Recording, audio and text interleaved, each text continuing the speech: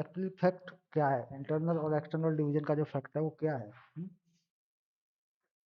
ये बाहर वाला एक छोटा सा जो हिस्सा होता है रेशियो का, वो और बड़ा पूरा लेग पूरा दिया होता है ना। और एक डिस्टेंस फॉर्मूला, एक होता है एरिया ऑफ ट्रायंगल। तो एरिया ऑफ ट्रायंगल का जो फॉर्मूला होता है वो बेसिकली अगर उसे ड्राइव करें तो वो according to coordinate geometry derive होता है वो फॉर्मूला। तो यहाँ पे क्या होता है कि उसे निकाल देते हैं। मैं खोल रहा हूँ पुरानी जो बुक है हमारी, जो खोल दे रहा हूँ मैं, पुरानी एनसीईआरटी में खोल दे रहा हूँ।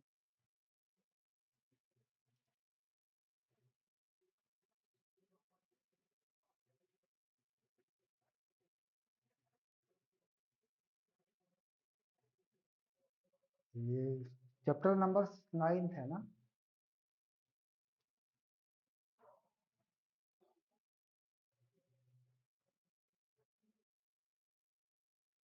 7 है।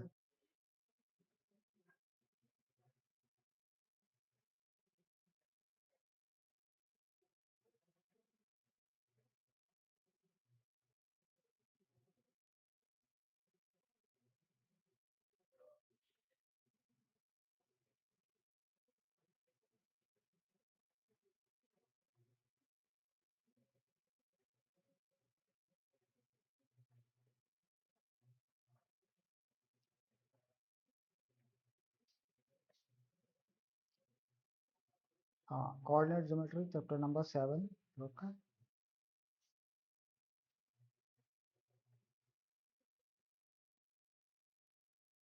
तो ये पॉइंट वाई अपना एक बात तो हो गई थी भाई, वाई एक्सिस पे वो पॉइंट बताओ जो एक्स जीरो पे हो या एक्स जीरो पे हो जिससे डिस्टेंस कोई इक्वल हो, ऐसा भी तो है ना।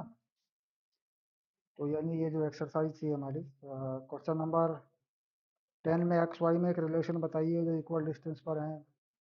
9 नंबर में क्यू व 01 पॉइंट इक्वी डिस्टेंस इतने से इतने इतने पर है तो एक्स की वैल्यू बताइए। हाँ, तो इसमें क्या होता है कि वो एक स्क्वायर वाला डिस्टेंस वाला फॉर्मूला लग जाता है, और एक्स में सॉल्व होकर कोई नंबर स्क्वायर पे या उस पे आके कट जाता है। तो वो चीज़ निकल आती है। अब सेक्शन फॉर्मूले की बात आई तो सेक्शन फॉर्मूला मैंने बता दिया कि भाई कैसे रेशियो में बांटा जाता है।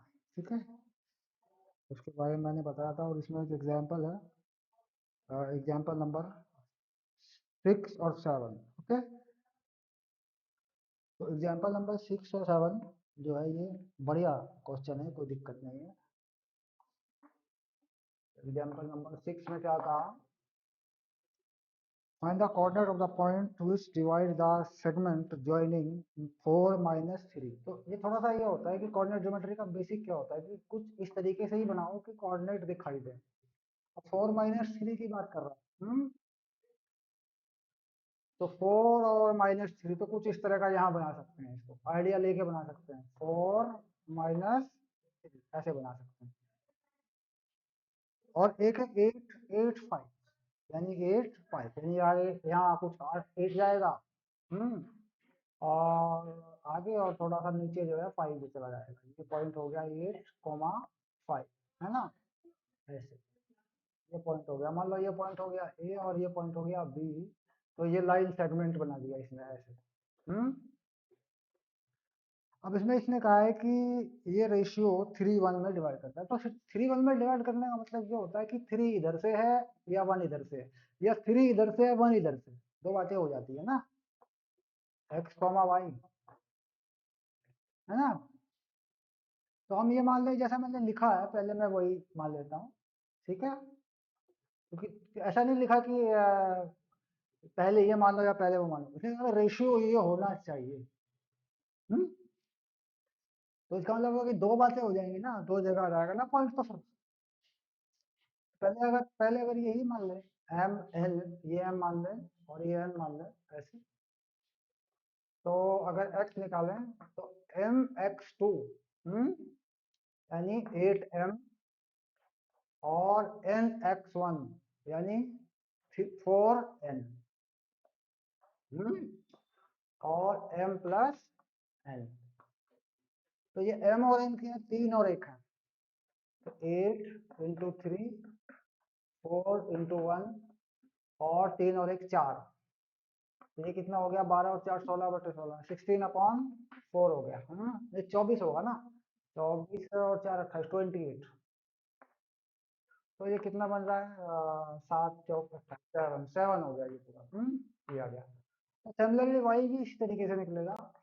तो वाई जो है इधर से निकलेगा 3 5, और n-3, एन एन कितना है, 1 3 1 है ना, और -3 ऐसे, और नीचे प्लस ही हो जाना है 4। तो ये हो गया तुम्हारा 2/4, यानी 1/2। यानी ये कोऑर्डिनेट आ रहा है 7, 1/2। हम्म यानी यहाँ पे जो नंबर आप, हाँ, अरे अरे अरे, बाप रे बाप रे बाप रे बाप रे बाप रे, 12 में से 12 5 15 में 3 के 12, हाँ हाँ, 6 हो गया। तो ये पॉइंट आ रहा है 6। हम्म तो ये पॉइंट कहाँ पड़ रहा है, ये पॉइंट तो यहाँ कहीं पड़ेगा ना।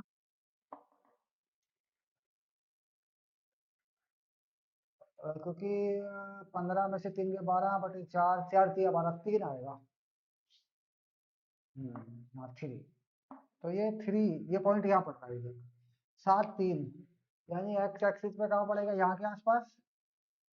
हाँ, और यहाँ पे पड़ेगा 3 नंबर पे। तो ये जो है 3 कहाँ पड़ेगा, 3 कहीं भी ऐसे ही है, मतलब जो तो वो तो यहाँ डायग्राम पे भी गड़बड़ हो सकती है ना हमारी, हम 8 5 से कुछ अजीब तरीके से ले रहे हैं।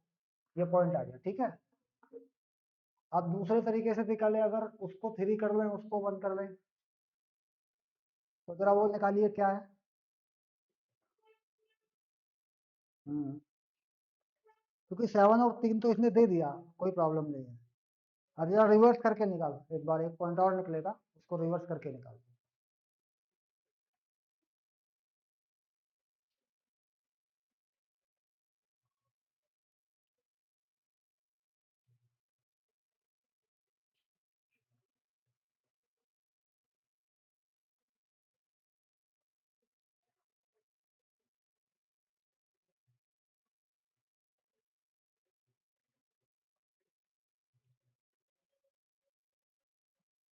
'ये जरूरी नहीं होता कि भाई इधर से ही पूछा हो।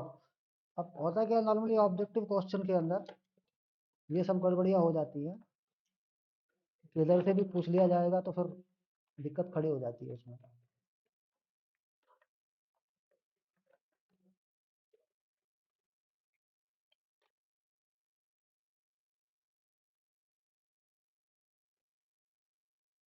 5, -1, यानी अगर मैं इस रेशियो को बदल दूं, यहाँ का रेशियो 3 कर दूं और यहाँ का रेशियो 1 कर दूं, तो ये इसी के अकॉर्डिंग आ रहा है 5, -1।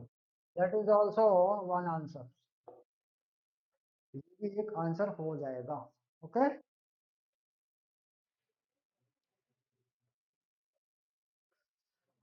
अब in what ratio divide the segment line joining, इतने इतने, ये तो सिंपल क्वेश्चन, सेम बात है कि क्या रेशियो क्या होगा, तो एम और एन की वैल्यू निकलेंगे इसमें, एम और एन के वैल्यू इसमें निकलेंगे, ठीक है। तो एम और एन की वैल्यू निकालने के लिए हमारे पास क्या होगा कि इक्वेशन बनेंगे, और एम और एन हमारे पास आ जाएगा, यानी किसी एक से ही आ जाएगा, दो से निकालने की जरूरत नहीं है, क्योंकि वो ऑलरेडी एक रेशियो होता है, वो ऑलरेडी एक रेशियो होता है, एम और प्लस एन वगैरह, तो सिंगल एक एक्स एक्स से निकाल दें, वाई पे जाने की जरूरत नहीं है, या वाई वाई से निकाल दें, एक्स पे जाने की जरूरत नहीं है।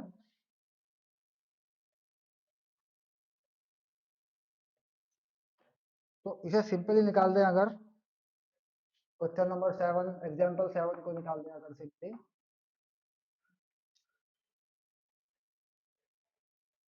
इन व्हाट रेशियो थोड़ा पॉइंट, ये पॉइंट जो है ये कोई रेशियो में बनाती है, -4 और 6। और ये एम और ये एन मान लिया मैंने, और पॉइंट है -6 10। अब तो नॉर्मली लिख सकते हैं, कोई बात नहीं, जहाँ भी लिखना है लिख ले, कोई दिक्कत नहीं। दूसरा पॉइंट है 3 -8, ये वाला। तो एक्स कोऑर्डिनेट की ही बात कर रहे हैं, अगर -4 की ही बात कर रहे हैं, एग्जाम्पल 7। हाँ, तो अगर इस -4 की क्या रेशियो की बात हो रही, किस रेशियो में डिवाइड करें, तो x की बात कर लें। तो m(x2) यानी 3m n(x1) यानी -6n, है ना। और नीचे क्या रहेगा, m प्लस n, ये हो गया। ठीक है।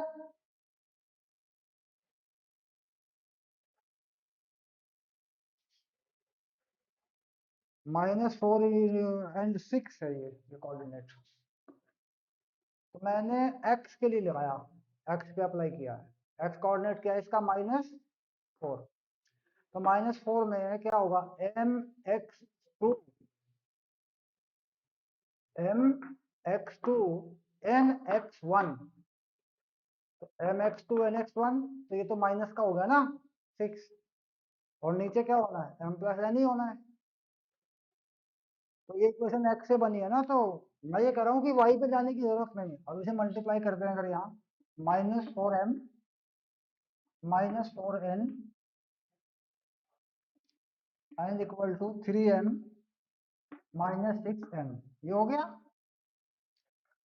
तो इसमें क्या करेंगे, इधर देख रहे हैं हम कि 7m हो रहा है, और इधर देख रहे हैं तो 2n हो रहा है। तो m/n की वैल्यू कितनी आ रही है, 2/7, 2/7। तो होगा, और क्या है आंसर। मतलब रेशियो निकालना है, और क्या निकालना है।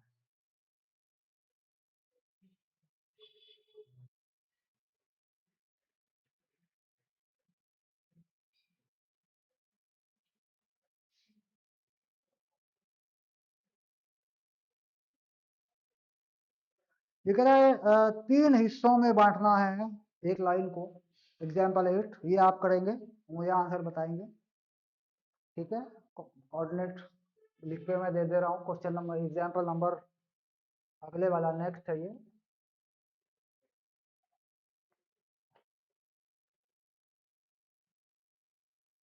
हाँ, इसकी जरूरत नहीं है, मैं लिख देता हूँ, आप शुरू करो फटाफट।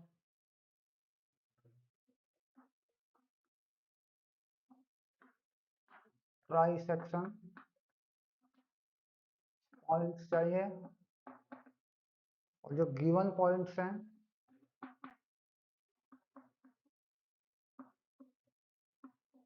वो हैं 2 - 2, और दूसरा पॉइंट है -7 4। इस पॉइंट को कहता है ये ए है, इसको कहता है ये बी है। चलिए, मतलब वो जो बीच में 2 पॉइंट पड़ेंगे, 3 हिस्से बनेंगे। हाँ, तो उनके कोऑर्डिनेट मांग रहा है, यानी 2 1 1 2 दोनों तरफ से देख के चलेंगे आप। ओके।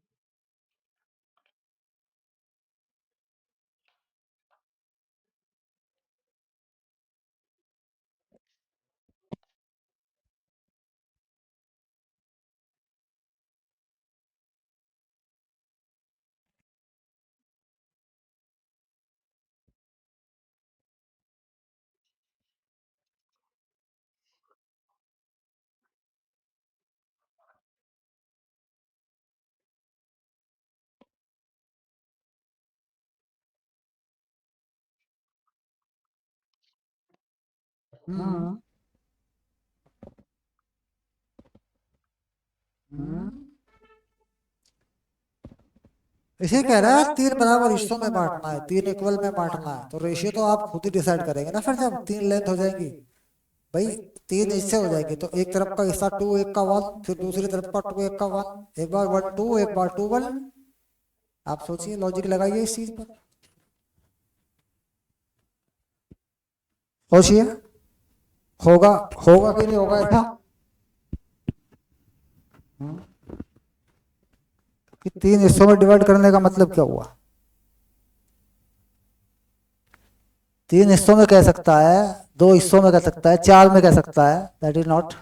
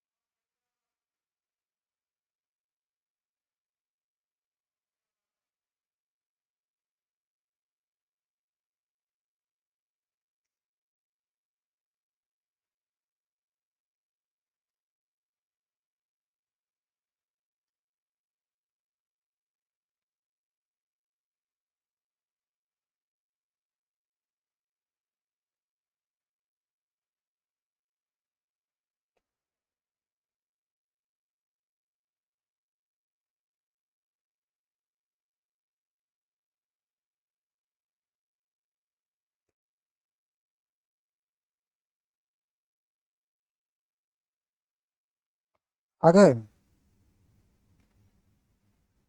हाँ तो तीन हिस्सों में डिवाइड करने का मतलब तो सेम है। अगर तीन हिस्सों की बात कर रहा है तो तीन हिस्सों में डिवाइड करने का मतलब तो सेम है, कि भाई वो जो है, क्या नाम,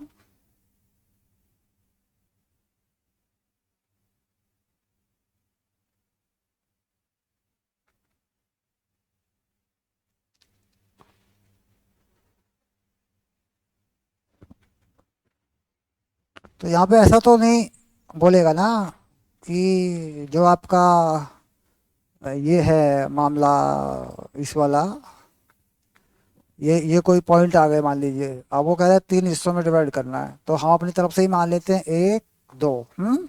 तो मान लो ये पॉइंट चाहिए मुझे, मैं इसे मान लेता हूँ x1 और इसे y1। ओके, तो ये रेशियो वन होगा, तो ये रेशियो कितना होगा, ये टू हो जाएगा। हम्म, तभी तो तीन हिस्से बनेंगे, क्योंकि टोटल थ्री होना चाहिए ना। और पॉइंट है टू, -2 और -7 और 4, ये पॉइंट है। तो जब मैं x1 y1 निकालूंगा तो इसको m मान लूंगा, सपोज कर लूंगा, इसको n कर लूंगा।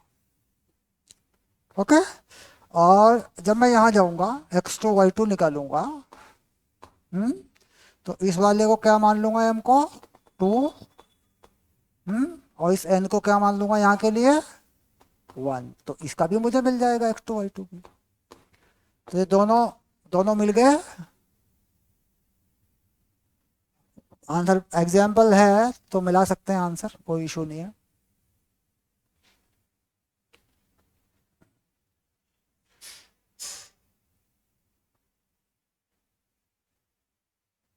तो आंसर सेम आ रहा, ठीक है, मिल गया। आगे चलें।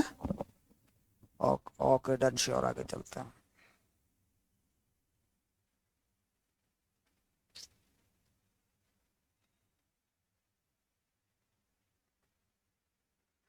ये कह रहा find the ratio with the Y axis divide the segment joining इतने इतने। बहुत अच्छा क्वेश्चन है।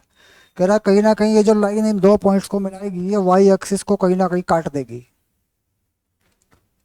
जो लाइन दो पॉइंट को मिला के चलेगी वो कहीं ना कहीं वाई एक्सिस को काट देगी। क्लियर। तो जहां वाई एक्सिस को काटेगी वहां पे एक्स तो जीरो होगा ना। जहां पे ये लाइन वाई एक्सिस को काटेगी, कैंसिल मतलब वाई एक्सिस को कट करेगी, वहां पे एक्स तो जीरो होगा ना। भाई एग्जाम्पल 9 की बात मैं कर रहा हूँ। ये कह रहा है कि लाइन जो है दो पॉइंट को मिलाने वाली लाइन है, और ये पॉइंट है 5 और -6, यानी 5 और -6, 5 है और -6 है, यानी यहाँ कोई पॉइंट होगा 5, -6, ओके। और एक पॉइंट होगा -1, -4, यानी -1 -4 का मतलब होगा कहीं यहाँ कहीं होगा। दोनों ही माइनस में है ना, -1 -4, यानी यहाँ कहीं होगा, यहाँ कहीं होगा, और कहाँ होगा, -1 -4 है ना, -1 -4 होगा यहाँ पे पॉइंट। तो इन दोनों को मिलाने वाली जो लाइन है वो ये कह रहा है कि यहाँ कहीं वाई एक्सिस को काटेगी, 0, y। इस पॉइंट पे काटेगी कहीं ना कहीं। तो कह रहा है ये रेशियो क्या होगा, ये m मान ले या इसे n मान ले, उससे फर्क नहीं पड़ता है, m या n जो भी है, ठीक है। हाँ ये कह रहा है कि ये जो है काटेगी कहीं ना कहीं। तो कह रहा है कि वो जो पॉइंट होगा वो भी बताइए, और वो जो रेशियो होगा वो भी बताइए। तो ये तो बात पक्की हो जाती है कि भाई वाई एक्स इसका जीरो है।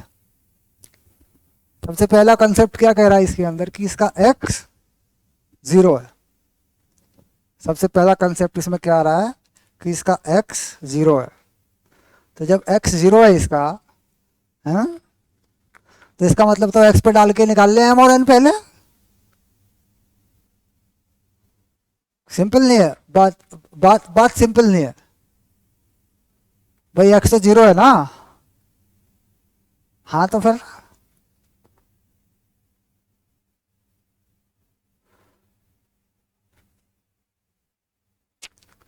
अगर x जीरो है तो लगाइए m और n यहां से।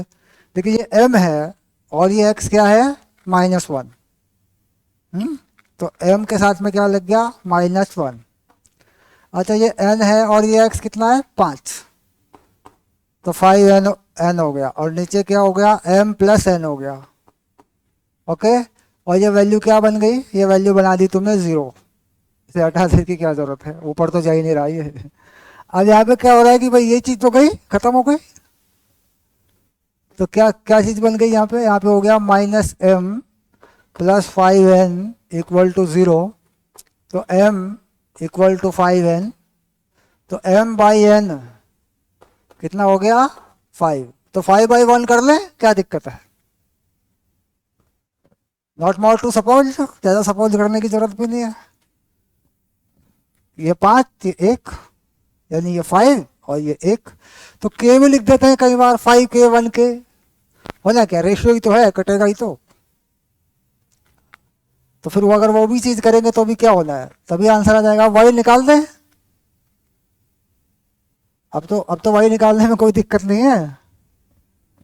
हाँ तो लो यहीं पे निकाल देंगे वाई भी इसका। देखो ये अब देखो वाई जो है इसका वो कितना होगा, देखो my1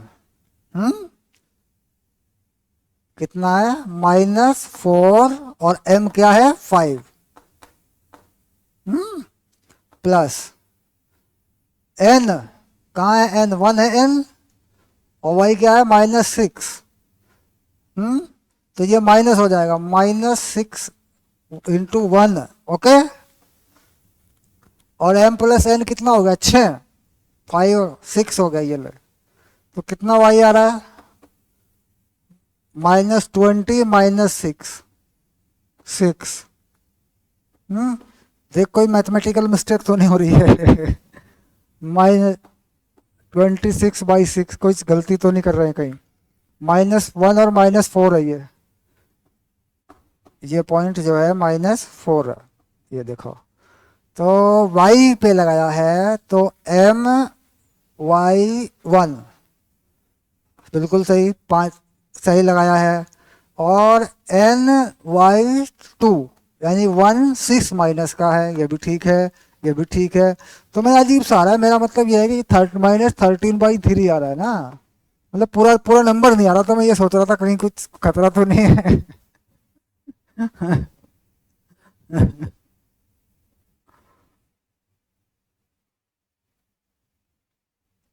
नहीं सही है, -13/3। हाँ, -13/3, और जीरो तो आएगा ही, एक्स क्या है, एक्स तो जीरो ही है ना। तो 0 -13/3 ये आ गया पॉइंट।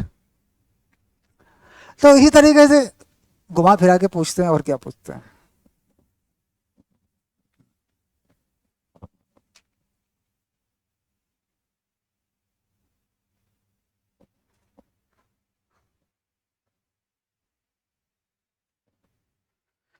ये कह रहा है कि पॉइंट जो 4 हमने दिए हैं, ये एक पैरेललोग्राम के वर्टिक्स हैं, और इसमें आप P का वैल्यू बता दीजिए हमें। तो क्वेश्चन तो बढ़िया है, क्वेश्चन तो बढ़िया है। पैरेललोग्राम क्या हुआ, पैरेललोग्राम में क्या पता, दो लाइनें पैरेलल होती हैं आमने सामने की, बाकी का कुछ पता नहीं होता पैरेललोग्राम में क्या है। तो पैरेललोग्राम को अगर देखें, ये दे रहा है इसने, बहुत बढ़िया क्वेश्चन दिया है, एग्जाम्पल नंबर 10 दिया इसने, कि कोई पैरेललोग्राम है कोऑर्डिनेट सिस्टम के ऊपर,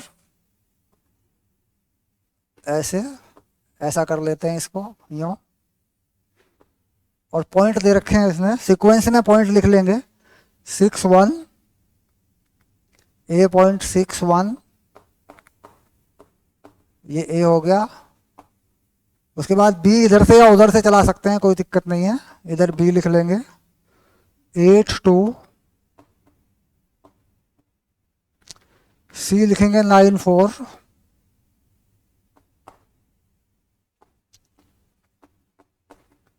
और डी में कहीं पी डालेगा ये, P,3, तो P,3 ये डी में डाल दिया इसने। तो ये कहता है कि ये पैरेललोग्राम ही होगा, तो what will be the value of P, what will be the value of P। हाँ, मतलब पैरेललोग्राम ही बने, P का वैल्यू क्या होगा। तो अब इसमें क्या लगाएं, रेशियो लगाएं, क्या लगाएं, क्या जुगाड़बाजी करें इसमें। हा? देखो बात को समझो, इसका इसका मिड पॉइंट अगर कोई होगा, या इसका कोई मिड पॉइंट होगा, या इसका कोई मिड पॉइंट हो, तो एक ही होगा ना मिड पॉइंट। तो ये जो मिड ये जो हाँ, ये जो मिड पॉइंट है तो सेम होगा ना दोनों तरफ से। तो यानी जो P वाले का और इसका मिड पॉइंट होगा, वही इसका मिड पॉइंट होगा। तो बस हो गया काम। तो मिड पॉइंट में क्या होता है, रेशियो 1 1 ही होता है रेशियो। तो जब मैं इस मिड पॉइंट पे जाता हूँ, इस मिड पॉइंट पे अगर मैं जाऊं, तो ये मिड पॉइंट होगा कितना, तो यहां से निकाल लेता हूँ ना इसको, ये तो दोनों गिवन है ना। अब ये मिड पॉइंट को m मान लू मैं, है ना। तो m जो है, m के कोऑर्डिनेट क्या बनेंगे मेरे, जहां पे डायगोनल एक दूसरे को काट रहे हैं, वो क्या बनेगा, इनका निकाल दूं आधा। तो 6 + 9/2, ये हो गया 15/2, ये x में हो गया। क्योंकि 1 1 है ना दोनों, एम और एन। अच्छा फिर वाई में क्या हो जाएगा, 4 और 1 5, 4 1/2, कितना हो गया, 5/2 हो गया। ये वाई में हो गया, तो मिड पॉइंट तो यही रहेगा भाई, मिड पॉइंट तो यही रहेगा हर हाल में। अब इसका इसका मिड पॉइंट भी तो यही रहेगा, तो इसका इसका मिड पॉइंट अगर निकालो तो क्या होगा, P +8/2, ये एक्स वाला होगा, कितना एक्स वाला, 15/2,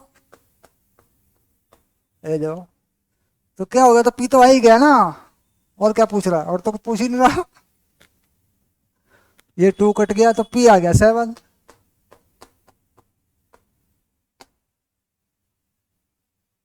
हाँ, क्वाड्रिलेटरल, क्वाड्रिलेटरल में क्या होता है कि क्वाड्रिलेटरल में कैटेगरी, ये सब जो है क्वाड्रिलेटरल तो होते हैं, बस 4 भुजा वाले को बोलते हैं क्वाड्रिलेटरल। अब बात ये,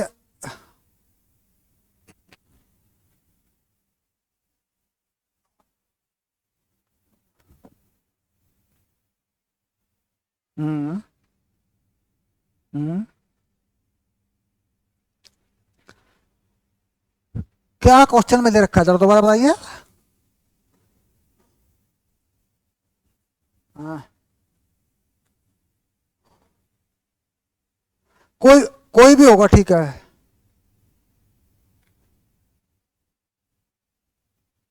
हाँ, तो क्वाड तो क्वाड्रेटर क्वाड्रेटर बताना पड़ेगा, क्या क्या है वो क्वाड्रेटर, वो स्क्वायर है, रेक्टेंगल है, ट्रापीजियम है। हाँ, अगर ट्रापीजियम है तो जैसे ये दूसरा पॉइंट, ये पॉइंट निकला, तो ये पॉइंट भी अगर होता कुछ तो ये भी निकल जाता भाई, ये पी मान लो, ये क्यू मान लो, तो ये भी तो निकल जाएगा ना। लेकिन ये तभी निकल पाया ना कि जब ये मिड पॉइंट सेट हुआ।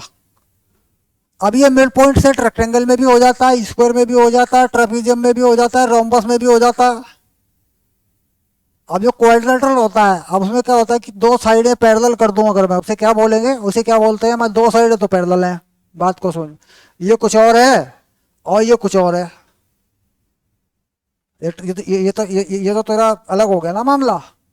तो इसका इसका क्या कर सकते हैं, इसमें कुछ कंडीशन तो होती नहीं है, आधा वादा तो कुछ होता नहीं है, तो इसमें नहीं लगेगी वो चीज। बाकी सब में लग जाती है, क्योंकि वो मिड पॉइंट सबका क्रॉस करके सेम ही आता है, आधा आधा कर देता है ना रेशियो में। ऐसा होता है कि क्योंकि ये जो लेंथ है ये वाली, ये ये आधी आधी हो जाती है यहाँ। हाँ, तो 1 1 हो जाता है, ये भी आधी आधी हो जाती है। तो मिड पॉइंट पे क्या है, मोर एन 1 1 हो जाते हैं ना। तो मिड पॉइंट में तो ये हो जाता है ना, x1 + x2/2, और y1 + y2/2, ये मिड पॉइंट में आ जाता है ना मामला। हाँ,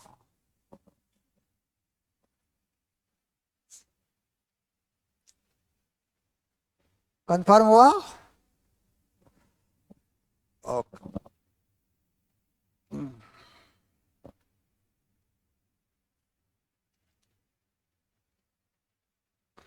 तो एक्सरसाइज के अंदर यूज जो हो रहा है वो तो सिंपल क्वेश्चन है, शुरू शुरू में तो कुछ खास बात नहीं है।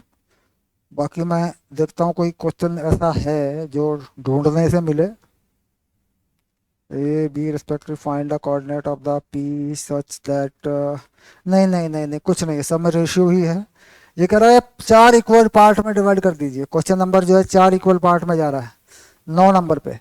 तो उसमें क्या करेंगे, 3 1 1 2 3, 4 पार्ट, 4 पार्ट वाले को कैसे डिवाइड करेंगे। हाँ, मतलब 1 2 3 करके 4 पार्ट वाले को कैसे डिवाइड करते हैं, बात यह है ना। क्वेश्चन नंबर में देखा जाए तो 4 पार्ट में कैसे रेशियो डिवाइड होता है। तो 4 पार्ट में ये क्वेश्चन जो जा रहा है 9 नंबर का एक्सरसाइज है ये, 9 नंबर पे। ये अगर ये पॉइंट है और एक ये पॉइंट है, और ये पॉइंट है -2 2, -2 और 2, और दूसरा पॉइंट है 28। ये पॉइंट है। क्वेश्चन नंबर 9 की मैं बात कर रहा हूँ। लाइन सेगमेंट इतने इतने एंड इतने इतने, 4 इक्वल पार्ट, यानी यहाँ पे जो पार्ट बनाए गए हैं वो कितने हैं? 4 इक्वल पार्ट। तो 4 इक्वल पार्ट में हम क्या करते हैं, 4 हिस्से करते हैं। जैसे ये हमने आधा कर दिया, ये आधा कर दिया, ये आधा कर दिया।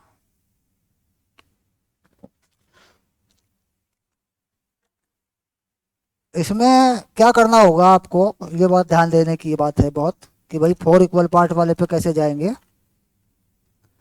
कि यहाँ यहाँ जो चीज़ है, यहाँ ये जो चीज़ है, ये तो टोटल जो रेशियो बनता है वो तो 4 ही बनता है ना। अब इसकी बात मैं अगर करूँ तो ये 1 बने, x1 y1 की मैं बात करूँ ऐसे, तो ये पूरा 1 बने रेशियो, और ये पूरा रेशियो 3 बने, जरा देख ध्यान से देख, तो बन जाएगा ये। अब मैं इसकी बात करता हूँ, ये तो मिड पॉइंट है, ये तो मिड पॉइंट है, तो इसमें तो रेशियो 1 और 1 ही बन जाएगा ना। ये तो 1 1 बन जाएगा रेशियो। ये वाला x2 y2 जो है, ये वाला। और इसमें क्या बनेगा, इसमें इसमें इधर से 3 बनेगा, हम्म, और इधर से 1 बनेगा, इधर से ये 1 बन जाएगा। तो दैट इज सिंपल कि इस तरीके से कितने भी पार्ट में करा लो आप, क्या दिक्कत आ गई भाई? 4 हिस्से किए तो चारों के मिल गए।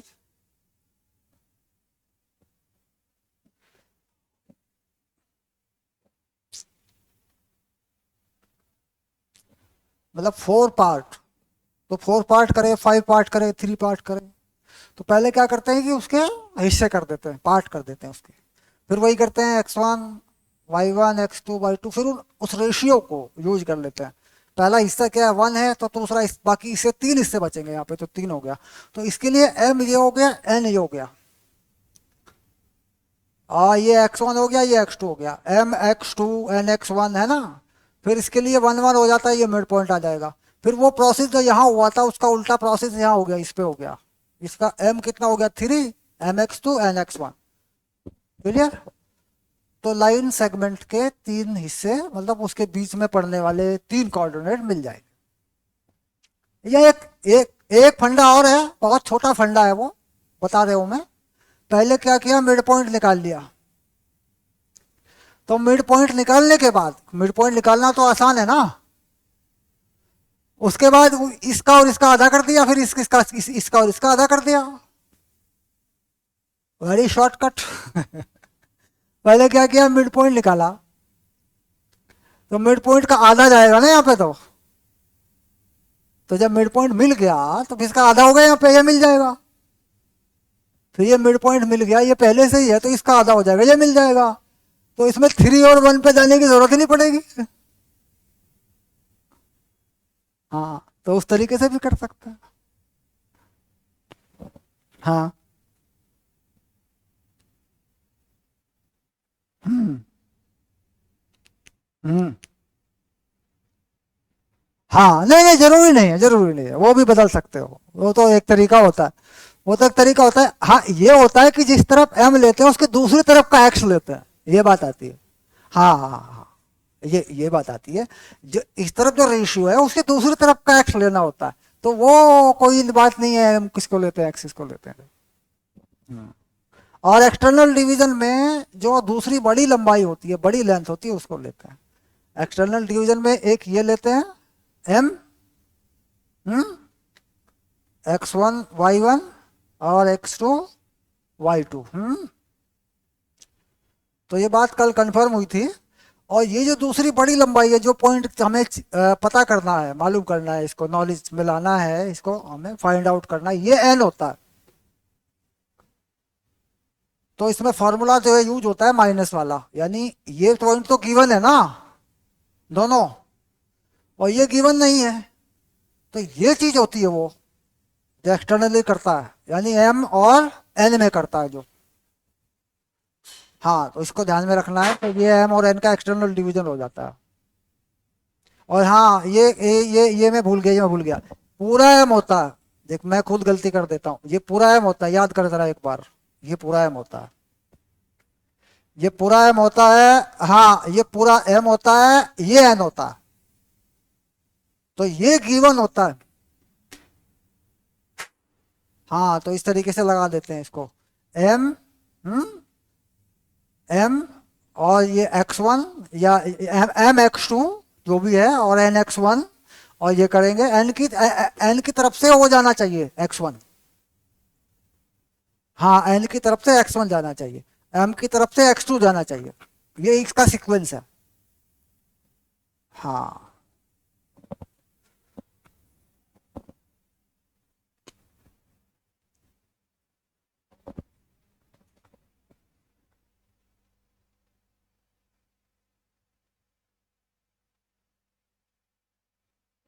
और कोई क्वेश्चन ढूंढे देखें।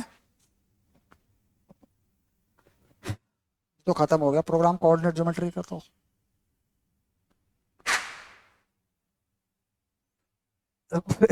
एरिया ऑफ ट्रायंगल आता है एक फॉर्मूले में, बस खत्म हो गया मामला, आगे ले निमट गया। ये एरिया ऑफ ट्रायंगल वाला कंसेप्ट जो है, कहाँ है इसमें, कुछ नहीं है, निकाला नहीं फॉर्मूला। वो एरिया ऑफ ट्रायंगल जो कोऑर्डिनेट सिस्टम से निकलता था, वो पुराने वाली एनसीईआरटी में है, अब नए सिलेबस में तो वो है ही नहीं। वो फॉर्मूला लिख देता हूँ मैं, कुछ नहीं करना, उसका क्या करना है। फॉर्मूला लिखने में क्या बुराई है, फॉर्मूला लिखने में क्या बुराई है, देखो। फॉर्मूला एक बार फॉर्मूला देख लिया जाए तो दिक्कत ही क्या है, ये देखो, ये है, मान लो ये कोऑर्डिनेट दे दिए इसने, एक्स वन वाई वन, और ये एक्स टू वाई टू, और ये एक्स थ्री वाई थ्री, ठीक है। तो यहाँ पर एक बात याद रखनी होती है कि जब भी ये बताता है, तो ये फॉर्मूला ये कंप्लीट एरिया बताता है इस पैरेललोग्राम का, यूं डबल करके बताया करता है ये, तो ये आधा हो जाता है, ऑटोमेटिक बना लेता है ये इसको। तो फॉर्मूला जो बनेगा 1/2 लगा ले पहले, उसके बाद 23, 31, 12, y2 माइनस y3 कितना बन गया, 23, 23, ठीक है, प्लस 31, y3 माइनस y1, 31, उसके बाद 12 यानी y1 माइनस y2, हो गया 23, 31, 12, ठीक है। ये लगा, यहाँ पे लग गया x1, देखो यहाँ पे x1 है तो y2 y3 है, यहाँ x2 लग गया तो यहाँ y3 y1 है, यहाँ x3 लग गया, क्लियर। तो बस ये ट्रायंगल का एरिया है, कंफर्म। अब चूंकि इसका डेरिवेशन नहीं है, इसलिए इसके बारे में बात अब नहीं कर रहे हैं। डेरिवेशन कैसे होता है मालूम है, 3 लाइनों को मिला के उनके इंटरसेक्शन पॉइंट होते हैं ये, तो उसके हिसाब से इसे निकाल दिया करते हैं। एक तरीका ये भी होता है कि इस पॉइंट से यहाँ एक परपेंडिकुलर डाल दिया करते हैं, और परपेंडिकुलर के लिए लाइन की जरूरत पड़ती है, इक्वेशन ऑफ लाइन की जरूरत पड़ती है। इस लाइन के परपेंडिकुलर एक लाइन बनानी पड़ती है जो इससे पास होती हो, तो इस परपेंडिकुलर की लेंथ निकाल लिया करते हैं डिस्टेंस फॉर्मूले से, और फिर बेस की लेंथ ये होती है, तो फिर लगा लेते तो ये आंसर आ जाया करता है। ये कोई मुश्किल चीज नहीं है। बट यहाँ पे क्या किया है कि वो इक्वेशन ऑफ स्ट्रेट लाइन जो है, सिंपल जो इक्वेशन ऑफ स्ट्रेट लाइन का था फंडा, वो इन्होंने सिलेबस में से हटा दिया। बट वो कोई मुश्किल चीज नहीं थी, वो भी नॉर्मल था मामला। तो ये मामला खत्म हुआ, कोई डाउट होगा तो बता देना मुझे। Okay, done, sure. प्रोग्राम कल रख ले, कल नया चैप्टर क्या रखेंगे,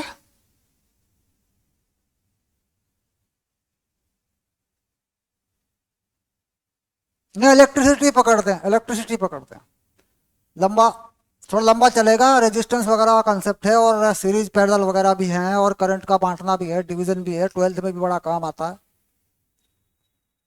तो फिजिक्स ही पकड़ लें पहले, उसके बाद फिर केमिस्ट्री को देखेंगे बाद में, क्योंकि केमिस्ट्री में तो मेरे ख्याल से कुछ कार्बन एंड कंपाउंड है ना। हाँ, मेटल नॉन मेटल और कार्बन कार्बन एंड कंपाउंड पे तो अच्छी खासी बात चलेगी। मेटल नॉन मेटल तो हो जाएगा, फिर उसके बाद करंट के बाद फिर उसे देखेंगे, बीच में फिर मैथ का कोई चैप्टर पकड़ लेंगे। ओके, भाई की क्लास, तो उनसे फोन करके ये पूछो क्या कह रहे हैं वो। भाई वो भाई ऐसा है ना, उनसे पहले रेस्पॉन्स ले ले एक बार, और उनसे जो रेस्पॉन्स आए एक्चुअल पे उसे मुझे बता देना कि सर ये बोला है, तो बस फिर बात खत्म भाई, बात कर लूंगा। हाँ, एक बार अपनी तरफ से कह, क्योंकि ऐसा होता है ना, मैं बोलूंगा तो वो ऐसे टीचर इन्फोर्समेंट पे आ जाते हैं कि यार हमसे क्लास ऐसे करवा, मतलब। तो आप एक बार क्लास की डिमांड करिए, उसके बाद वो क्या कहते हैं वो मुझे बताइए, फिर मैं करवा देता हूँ। मैं करा दूंगा, डोंट, वो मैं करा दूंगा, डोंट वरी, वो मेरी जिम्मेदारी है। ठीक है, जब कल कर लेना, अभी कर लेना, रात में क्या फर्क पड़ता है, बस सर बायो की क्लास अरेंज कर लो, कोई भी दिन आप रख लो, एक जो भी है हफ्ते में, जैसे भी आपको ठीक लगे सर, कोर्स निपटाना है। हाँ, बस खत्म। ओके। ओके।